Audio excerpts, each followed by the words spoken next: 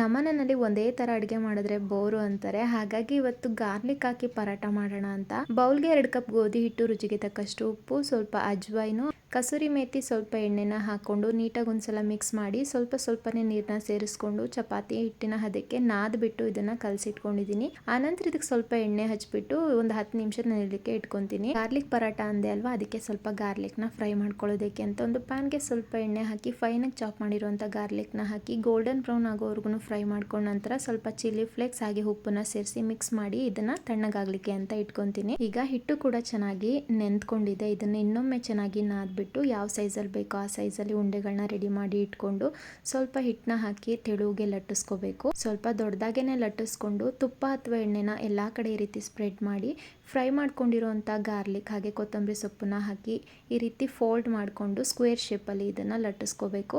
ಇದೇ ತರ ಅಂತಲ್ಲ, ರೌಂಡ್ ಆಗಿ ಕೂಡ ನೀವು ಮಾಡ್ಕೋಬಹುದು. ನಿಮ್ಗೆ ಯಾವ ತರ ಇಷ್ಟ ಆಗುತ್ತೆ ಆ ರೀತಿ ಚಪಾತಿ ಲಟ್ಟಿಸ್ತೀರಲ್ವಾ ಆ ರೀತಿ ಮಾಡ್ಕೊಳ್ಳಿ. ತುಂಬಾ ತೆಳುಗೂ ಲಟ್ಟಿಸ್ಕೋಬಾರ್ದು, ತುಂಬಾ ದಪ್ಪವಾಗೂ ಲಟ್ಟಿಸ್ಕೋಬಾರ್ದು. ಮೀಡಿಯಂ ಆಗಿ ಲಟ್ಟಿಸ್ಕೊಂಡು ಬಿಸಿಯಾಗಿರೋ ತವ ಮೇಲೆ 2 ಸೈಡು ತುಪ್ಪ ಅಥವಾ ಎಣ್ಣೆನ ಹಾಕಿ ಚೆನ್ನಾಗಿ ಬೇಯಿಸ್ಕೊಂಡ್ರೆ ಬಿಸಿಯಾಗಿರೋ ಹಾಗೆ ಗಾರ್ಲಿಕ್ ಫ್ಲೇವರ್ ಇರೋ ಪರಾಟ ರೆಡಿ ಆಗುತ್ತೆ. ಇದನ್ನ ಹಾಗೆ ತಿನ್ಲಿಕ್ಕೆ ತುಂಬಾನೇ ಚೆನ್ನಾಗಿರುತ್ತೆ. ಇದನ್ನ ಗೋಧಿ ಹಿಟ್ಟಲ್ದಲ್ಲೇ ಮೈದಾ ಹಿಟ್ಟಲ್ಲಿ ಕೂಡ ಮಾಡ್ಕೋಬಹುದು. ತುಂಬಾನೇ ಸಾಫ್ಟ್ ಆಗಿ ಬರುತ್ತೆ, ರುಚಿ ಕೂಡ ತುಂಬಾನೇ ಚೆನ್ನಾಗಿರುತ್ತೆ. ಇದನ್ನ ಯಾವ್ದಾದ್ರು ಗ್ರೇವಿ ಜೊತೆ ಅಥವಾ ಹಾಗೆ ತಿನ್ಲಿಕ್ಕೂ ಕೂಡ ತುಂಬಾ ಚೆನ್ನಾಗಿರುತ್ತೆ. ಮಿಸ್ ಮಾಡದೆ ಟ್ರೈ ಮಾಡಿ, ಹೇಗೆ ಬಂತು ಅಂತ ಕಾಮೆಂಟ್ ಮಾಡಿ. ಓಕೆನಾ?